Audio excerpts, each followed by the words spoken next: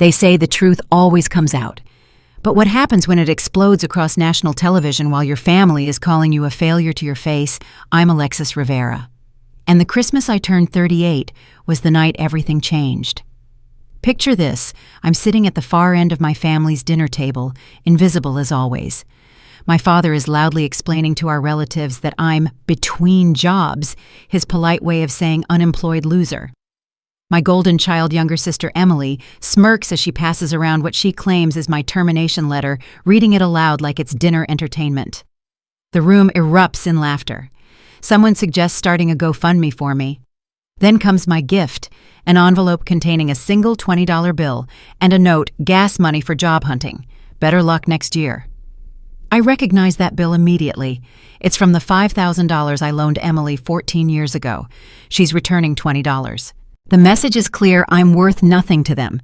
But here's what they didn't know. For the past 8 years, while they mocked me, dismissed me, and treated me like the family embarrassment, I was building an empire in complete secrecy. A $50 million empire.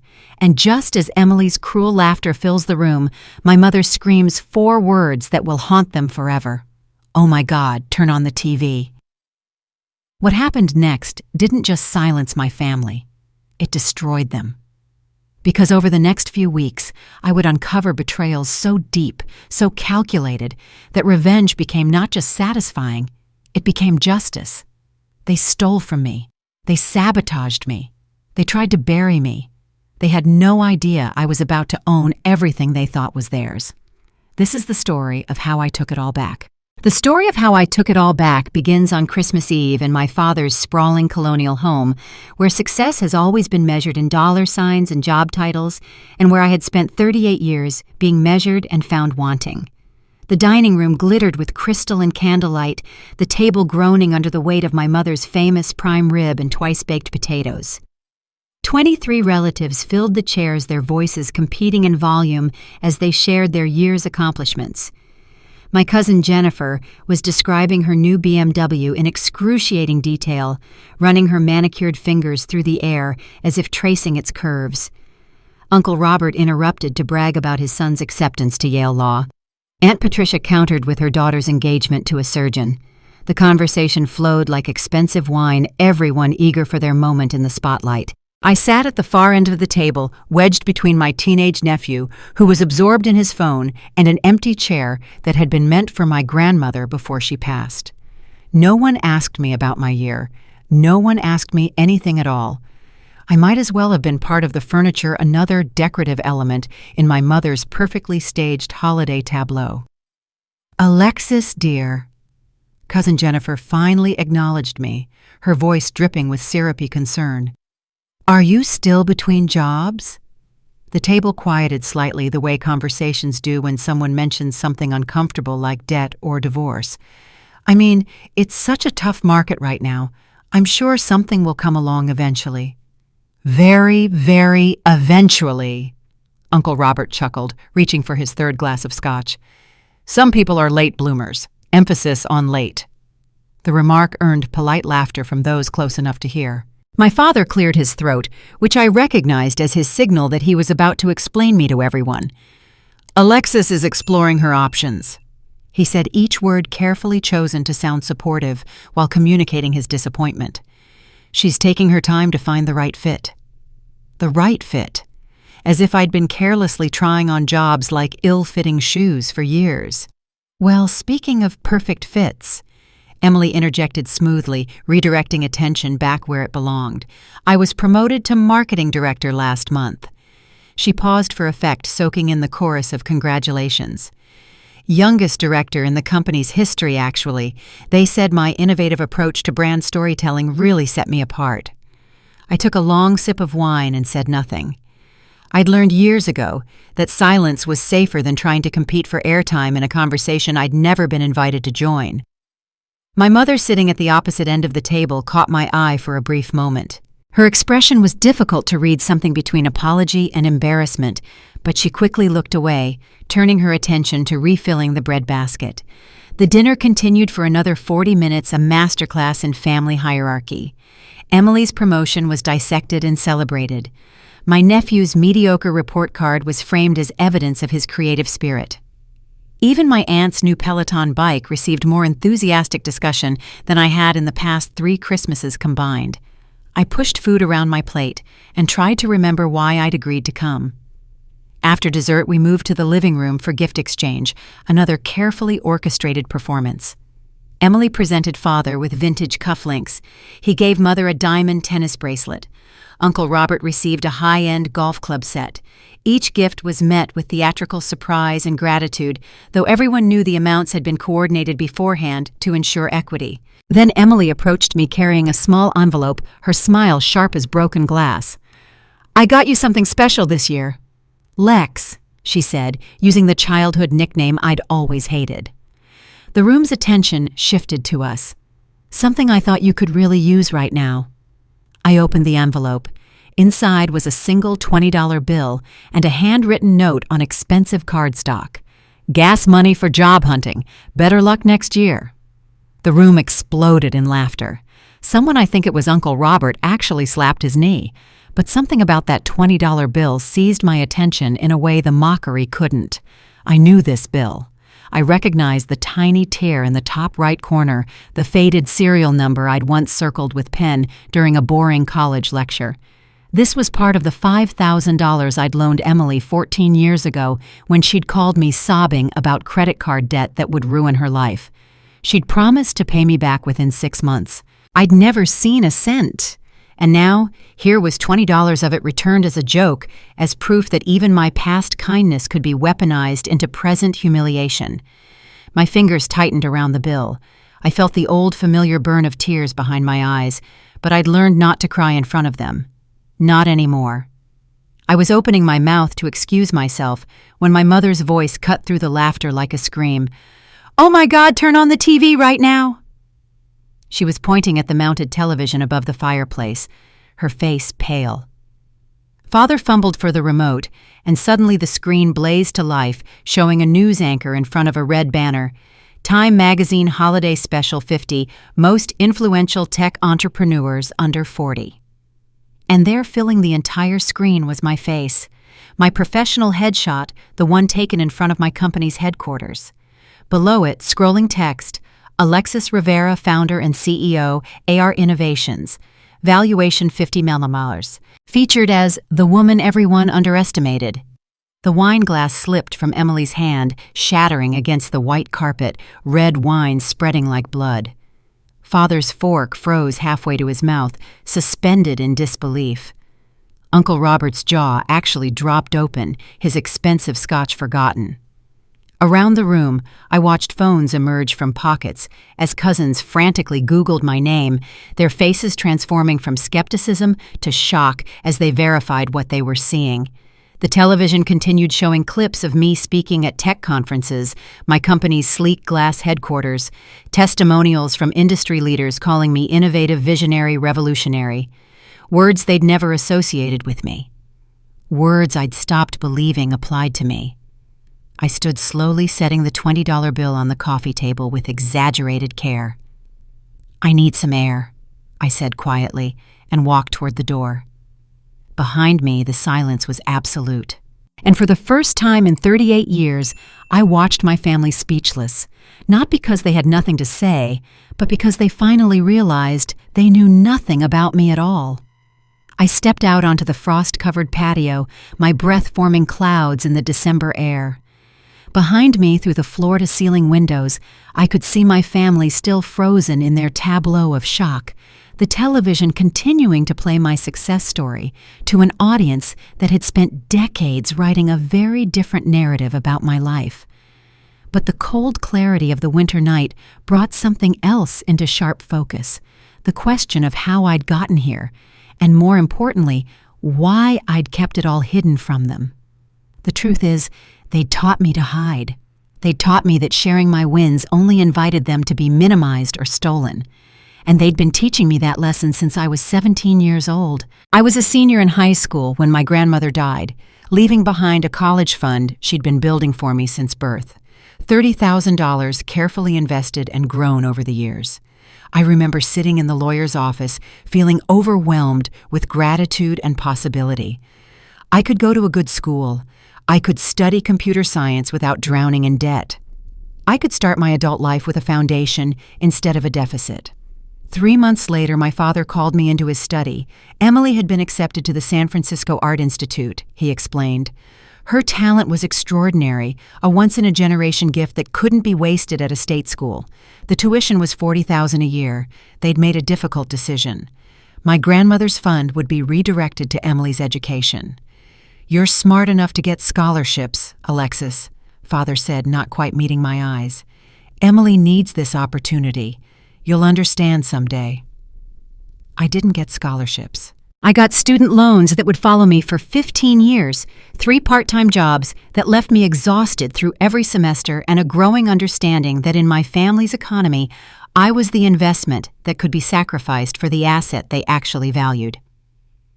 When I made Dean's List, my mother said that was nice and asked if I could pick up an extra shift at the campus bookstore to help with expenses.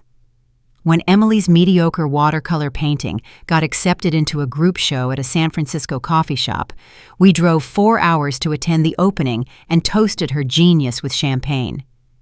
But that wasn't the deepest cut. That came years later, though I wouldn't discover it until much more recently.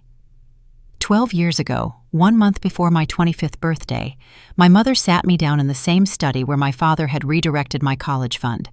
She looked nervous, picking at the hem of her cardigan. "There's been a complication with your grandmother's trust," she said softly. "I didn't even know there was a trust separate from the college fund."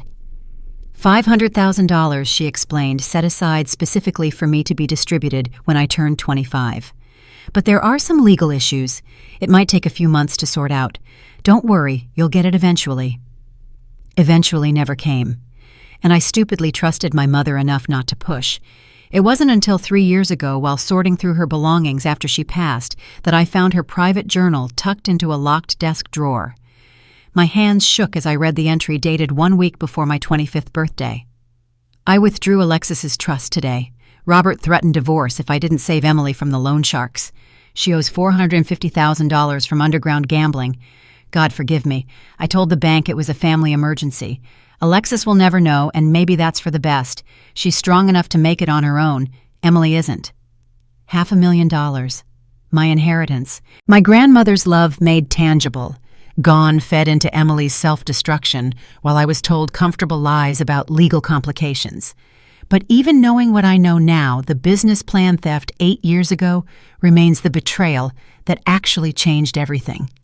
I was 30 years old, working as a software engineer, finally making decent money at $80,000 a year. I developed an idea. I was genuinely excited about a technology platform specifically designed to help seniors navigate the digital world with dignity and ease, not the condescending, oversimplified garbage that treated older adults like children. I'd done the market research, built the financial projections, even created preliminary wireframes.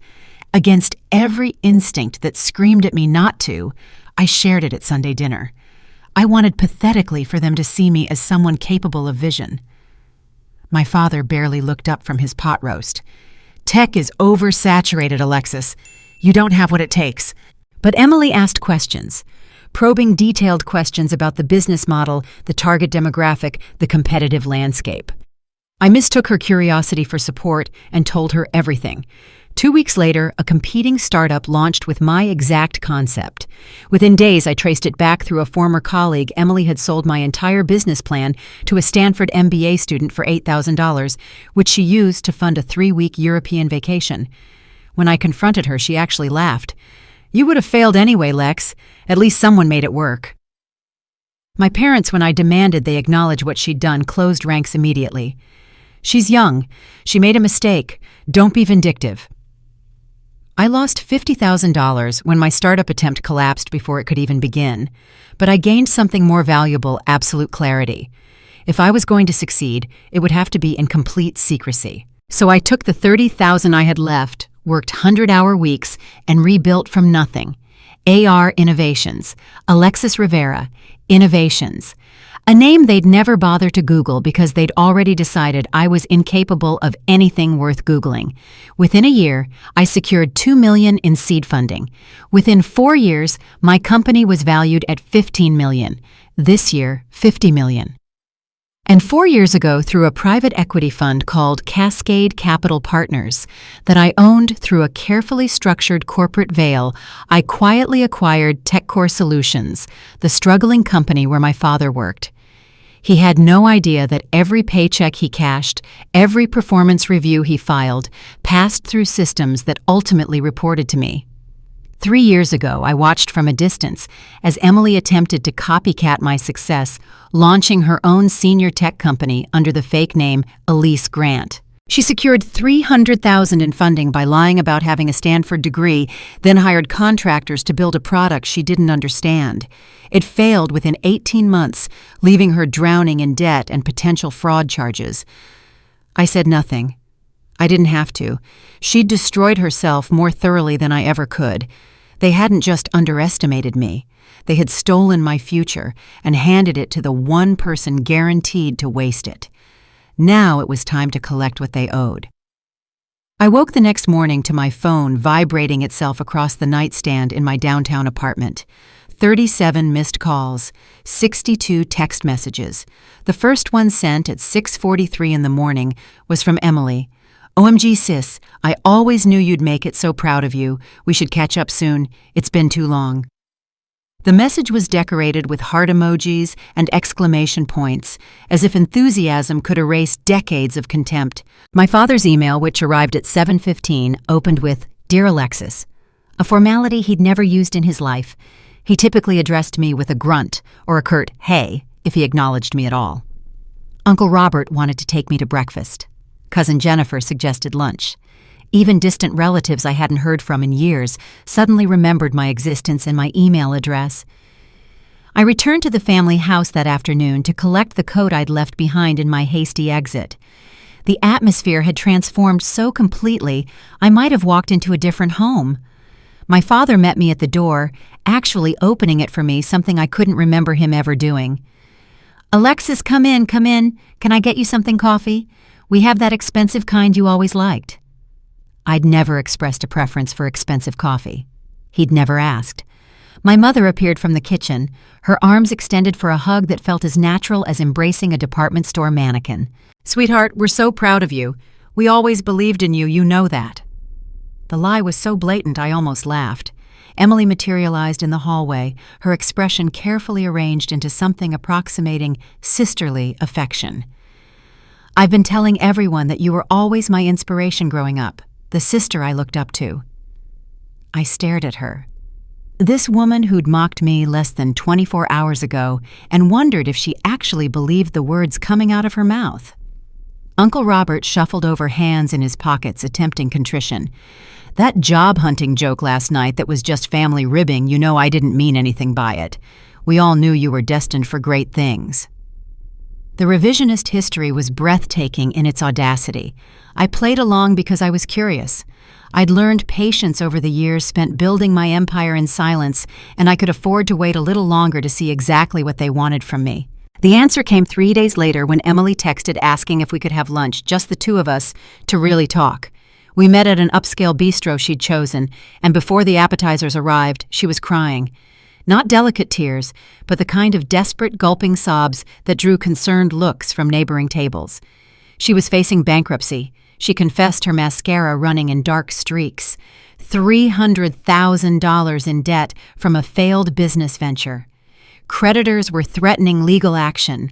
There might even be fraud charges because she'd apparently misrepresented some things to investors. "You're the only one who can help me, Lex. I'll pay you back, I swear. We're family. That has to mean something, right?" I kept my expression neutral, my voice measured. "I'll consider it, but I need to see everything first. Tax returns for the past 3 years, bank statements, business records, a complete breakdown of your debts and creditors. I'm not making any decisions without full financial transparency." Emily agreed immediately, nodding frantically, relief flooding her tear-stained face. She thought she'd won. She had no idea she was handing me the keys to her destruction. My father reached out the same week, his email carefully worded to sound casual while reeking of desperation.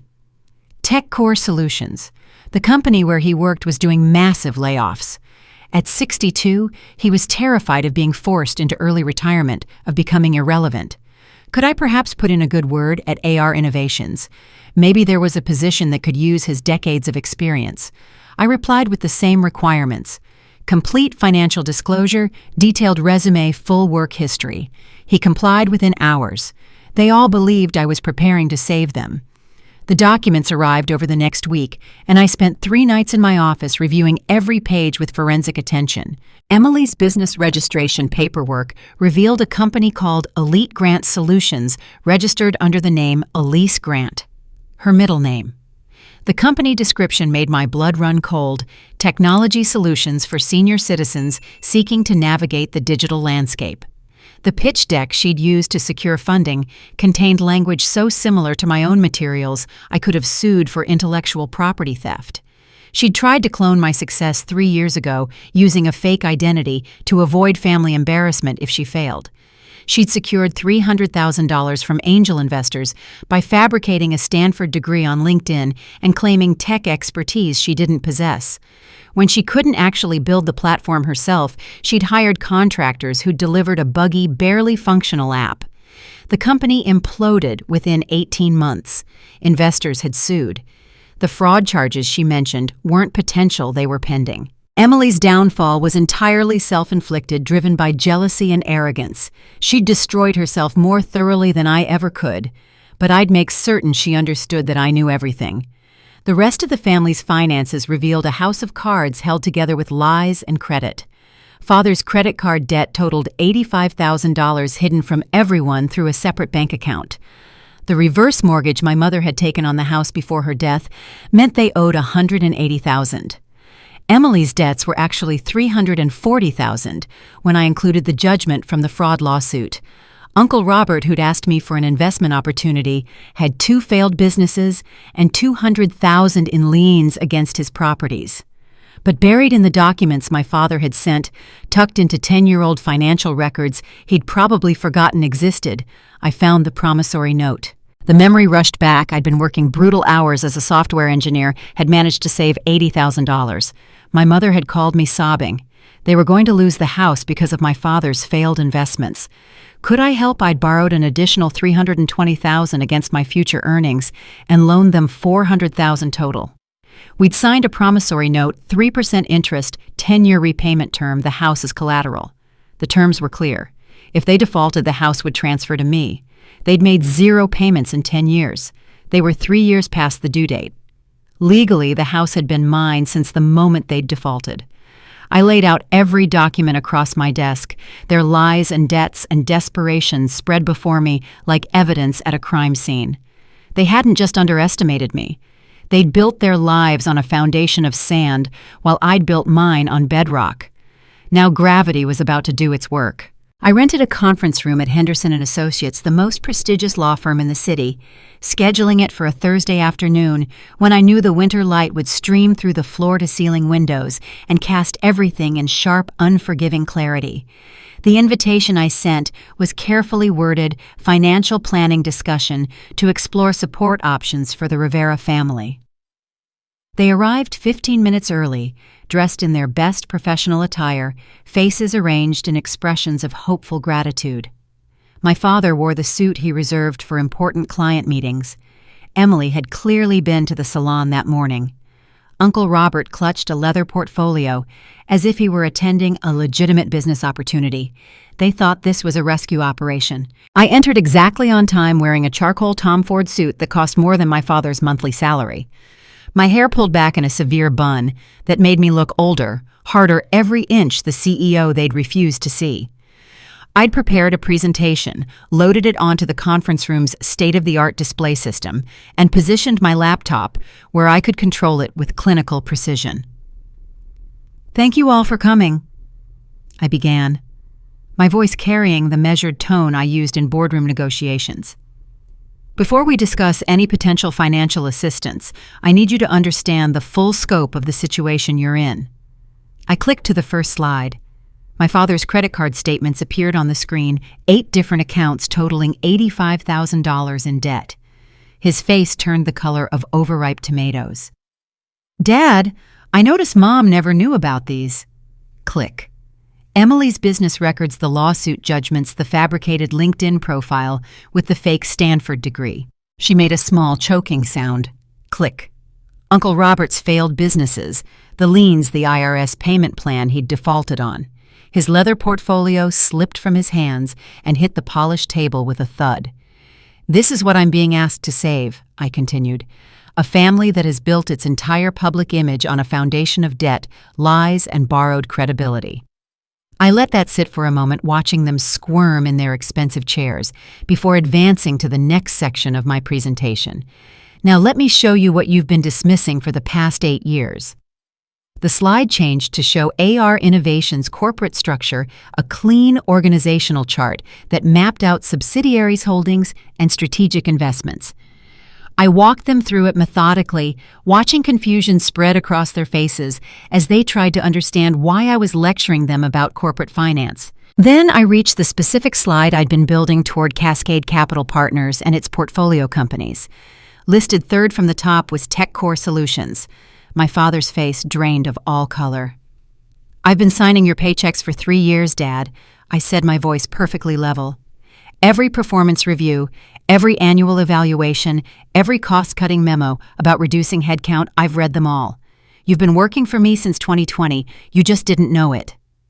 The silence was absolute. I could hear someone's ragged breathing, could see my father's hands trembling on the conference table. I clicked to the next slide. It was his own handwriting, a cover letter dated 8 years ago, addressed to AR Innovation's hiring manager. I read aloud, "I believe I can guide this amateur operation toward professionalism and real business acumen. My decades of corporate experience would provide much-needed adult supervision." I paused, letting the words echo in the room. "You submitted this when I had 5 employees and was working out of a shared office space. I rejected your application without ever telling you. Now you're begging for a job from that same amateur operation currently valued at $50 million. Then I started the slideshow. Not financial data this time, but something far more devastating. Audio clips, text message screenshots, email excerpts, recorded conversations spanning 20 years. Emily's voice came through the speakers first. "Alexis is the boring one. She'll probably die alone with cats." A voicemail from my father, saved from 5 years ago. "She doesn't have what it takes for real success." Uncle Robert captured on video at a family wedding. "Some people are meant to be worker bees, not queens." Cousin Jennifer's text message, screenshot with timestamp, "LOL Alexis showed up in Target clothes, so embarrassing."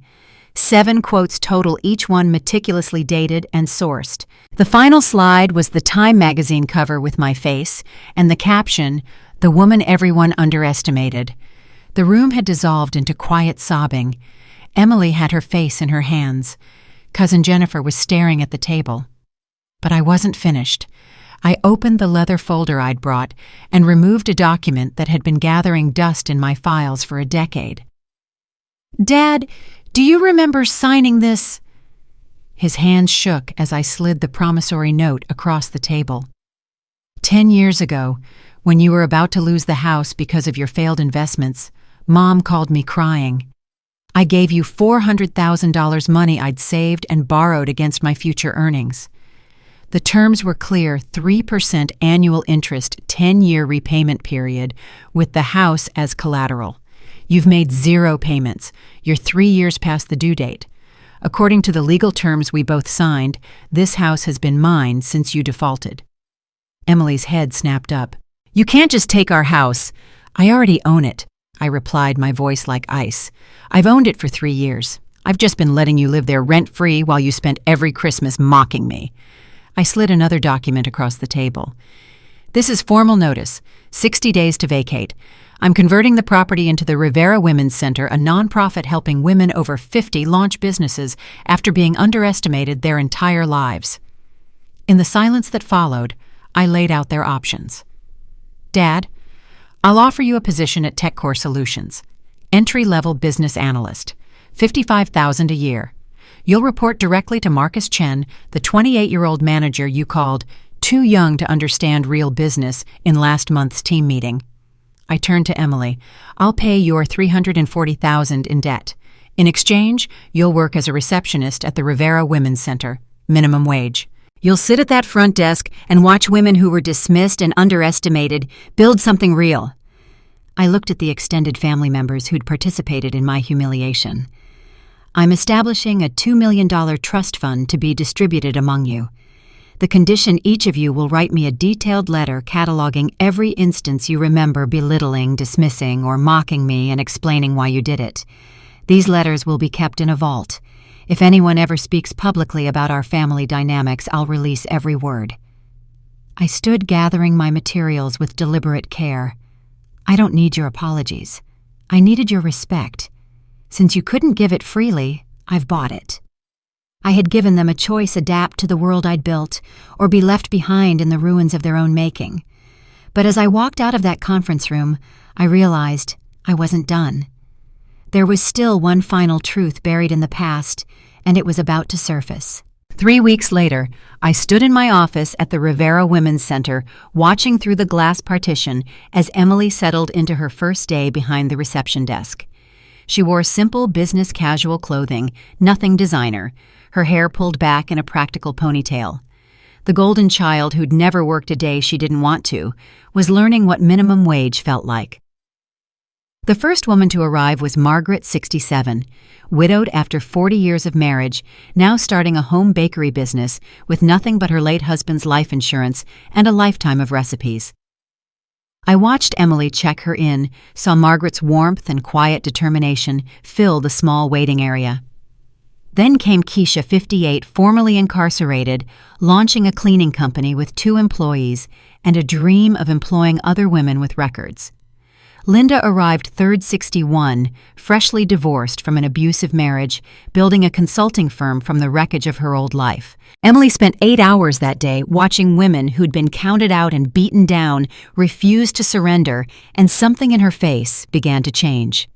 Over the following weeks, I noticed Emily staying late, not because she had to, but because she'd started asking the women about their stories, helping with intake forms, learning their names and their struggles. One evening, I found her crying in the bathroom, makeup-streaked shoulders shaking. She looked up when I entered, and for the first time in decades, I saw something genuine in her eyes.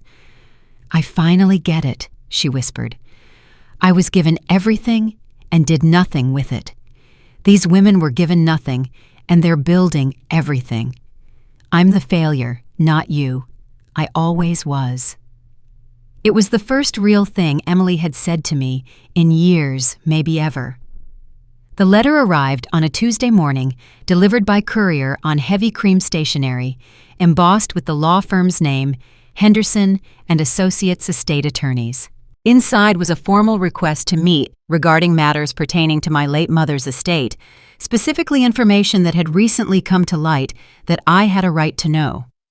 I thought her estate was settled 3 years ago. What could possibly be left?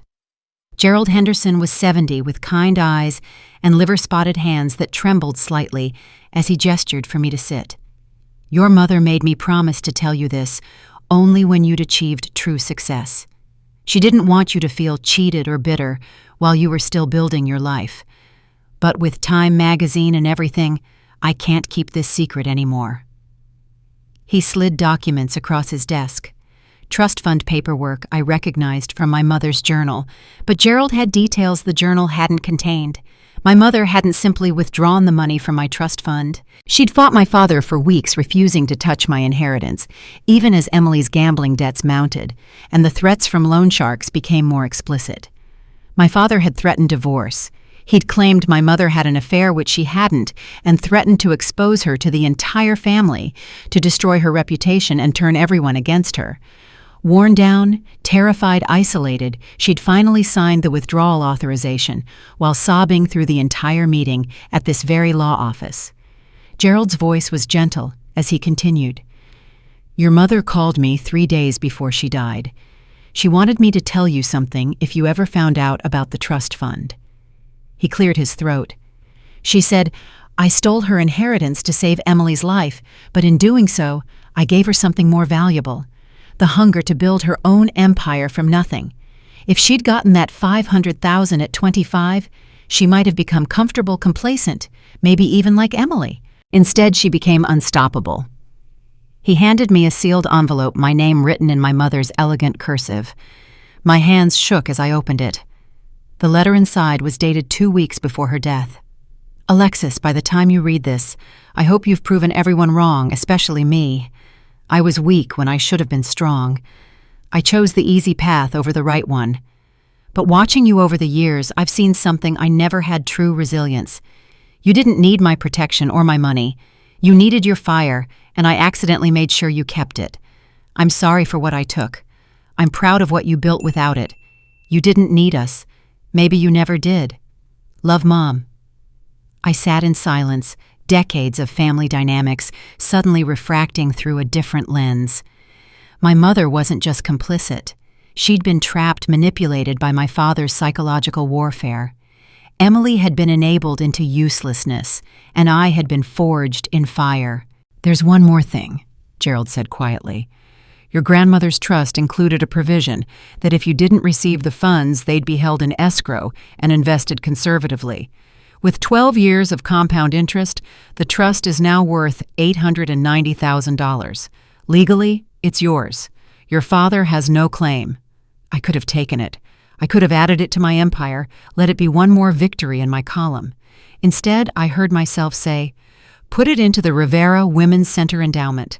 Establish a scholarship called the Second Chances Fund for women over 50 starting businesses after major setbacks. Make the first recipient Emily if she completes 1 year of service and presents a legitimate business plan." Gerald smiled. "Your mother would have loved that." As I left his office, I felt something I hadn't experienced in years: lightness.